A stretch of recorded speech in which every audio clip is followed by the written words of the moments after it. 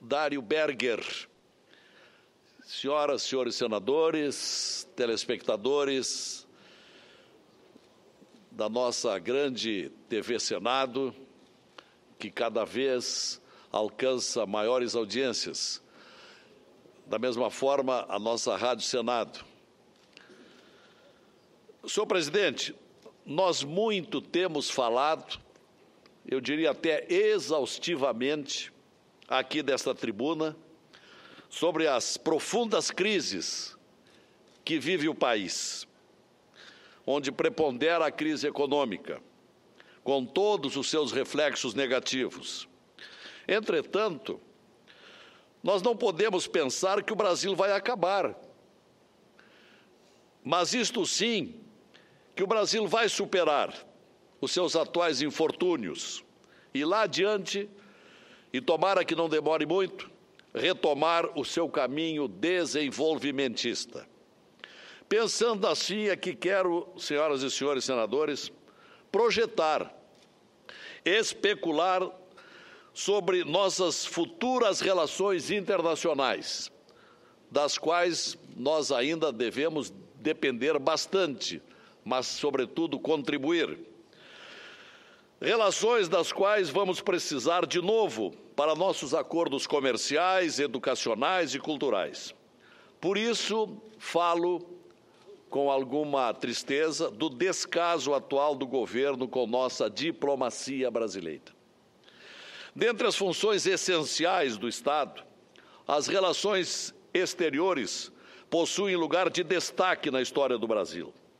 Desde o Império, a diplomacia tem ocupado posição essencial ao lado das pastas principais como Fazenda e Justiça.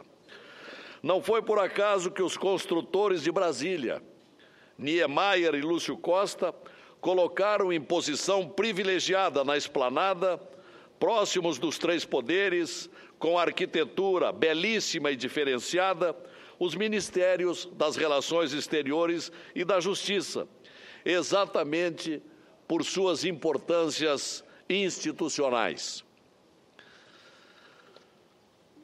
Nossos diplomatas sempre foram motivo de orgulho para o Brasil, diante dos desafios que se impunham no campo das relações exteriores. Nosso país, 70 anos atrás, decidiu fundar o instituto responsável pela seleção e treinamento dos diplomatas de carreira de nossa nação. Assim foi constituído o Instituto Rio Branco, criado em 1945, como parte da comemoração do centenário do nascimento de José Maria da Silva Paranhos Júnior, o Barão de Rio Branco, patrono da diplomacia brasileira. Desde então, o Itamaraty posicionou-se como a mais importante reserva intelectual de nossa nação. De seus quadros, surgiram nomes que assumiram postos de relevância, não somente nas relações exteriores, mas nos diversos campos de nossa administração pública. E em momentos ímpares, sempre foram buscados em nosso corpo diplomático nomes de alta qualidade, com brilhante capacidade intelectual, articulação política e espírito público para conduzir os negócios de Estado. Pelo comando do Itamaraty passaram muitos gaúchos, entre eles os chanceleres João Neves da Fontoura e Oswaldo Aranha, figuras seminais na condução dos negócios estrangeiros do Brasil, culminando com a presidência de Oswaldo Aranha na Assembleia Geral das Nações Unidas, que resultou na criação do Estado de Israel. A diplomacia é assunto fundamental na agenda de Estado e deve servir aos interesses do Brasil. Assim, o Itamaraty sempre se caracterizou como formulador e executor da política internacional brasileira, afastando-se de paixões ou ideologias, mantendo sua identidade e ponderação. Entretanto, senhores senadores, recentemente, levado a executar a política externa de um grupo político, vimos nossa diplomacia se distanciando de seus princípios norteadores, afastando-se de seu tradicional viés delineador de política de Estado, longe de seus princípios tradicionais. Como lembrou o embaixador Rubens Barbosa, a quem ouvimos há poucos instantes ali na Comissão de Relações Exteriores. Disse ele em outra oportunidade: o Ministério de Relações Exteriores deixou de ser o principal formulador e coordenador das propostas e temas que têm como finalidade a projeção internacional do país. Nos últimos 12 anos, o Brasil assumiu uma agenda que não é a nossa, e a ação do Itamaraty tornou-se passiva e reativa. Palavras de Rubens Barbosa. Diante disso, os desafios do Itamaraty hoje são enormes. Além de ter sido usado como instrumento de uma agenda partidária, sofre atualmente com o desprestígio dentro da esplanada. Seu orçamento, por exemplo, seu orçamento atual revela sua real escala de importância para o atual governo. Hoje, a sua dotação é de cerca de apenas 0,15% dos recursos dentre os ministérios, como também, ainda agora há pouco, comentava na Comissão de Relações Exteriores o embaixador Rubens Barbosa, que tanto dignificou a diplomacia brasileira. Este dado orçamentário, ínfimo, pífio, evidencia a total ausência de gestão eficiente por parte do governo federal, que dentre mais de 2 dúzias de pastas não prioriza aquelas que são realmente essenciais. A Lei Orçamentária 2015, o LOA, estabelece para o Itamaraty o limite orçamentário para custeio, sem benefícios, de 1,049 bilhão de reais. Esse valor representa apenas 0,09% do Orçamento Geral da União. Estima-se que, ao câmbio de R$ 4,00, o Itamaraty necessitará de um orçamento de 2,3 bilhões para poder cumprir sua missão institucional e cobrir despesas fixas, legais e contratuais ao longo de 2016. Isso coloca hoje o Ministério de Relações Exteriores em situação de grave déficit para a execução de suas funções. Em decorrência disso, em muitas representações brasileiras no exterior, a situação é dramática e, sobretudo, constrangedora para todos nós. Embaixadas não conseguem pagar contas, diplomatas atrasam aluguéis, organismos internacionais não recebem pagamentos devidos. Conforme noticiado pela imprensa, o país tem uma dívida atual de 1 bilhão e 100 milhões de reais com o Banco Mundial, com a Unesco, com a Unicef e com a OEA, entre outros. Diante disso, o Brasil pode passar pela humilhação de perder o direito a voto em órgãos como o Tribunal Penal Internacional e a Agência Internacional de Energia Atômica. Para quem queria fazer parte do Conselho de Segurança da ONU, isto é um verdadeiro vexame que nossa diplomacia e o próprio Brasil vivem. Além de possuir um orçamento tímido e sofrer com a inadimplência nos organismos internacionais, a desvalorização do real feriu o planejamento financeiro de nossas embaixadas e consulados. Cerca de 90% do orçamento do Ministério é executado no exterior em moeda estrangeira. Assim, desde 2011, diante do derretimento do real, as perdas no orçamento de custeio são graves, chegando hoje ao câmbio de R$ 4,00 a 56% a menos em dólares do que dispunha o Ministério em 2010.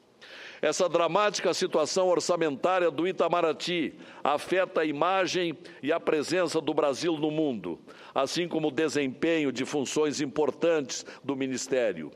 Os reflexos são sentidos pelos brasileiros que estão no exterior e necessitam de nossos serviços consulares, além de afetar nossas ações de promoção comercial, cooperação internacional, assistência humanitária e promoção cultural. Todas essas áreas reduziram drasticamente suas atividades, em alguns casos em mais de 50% em relação aos anos anteriores.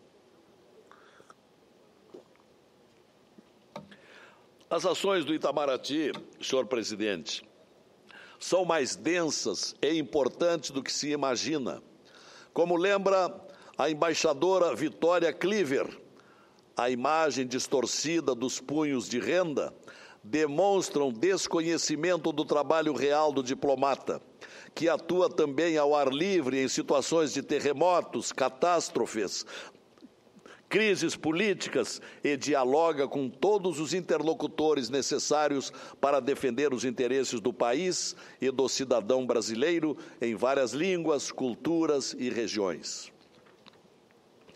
O meu Rio Grande do Sul, que aqui represento, em particular, orgulha-se das ações de nossa diplomacia responsável pela negociação do condomínio sobre o Rio Jaguarão e a Lagoa Mirim com o Uruguai, definindo os limites territoriais brasileiros em nosso Estado, também pela abertura de mercados internacionais, visitas de delegações empresariais, feiras internacionais, atração de investimentos que beneficiaram diversas empresas gaúchas, cuja vocação exportadora é destaque nacional.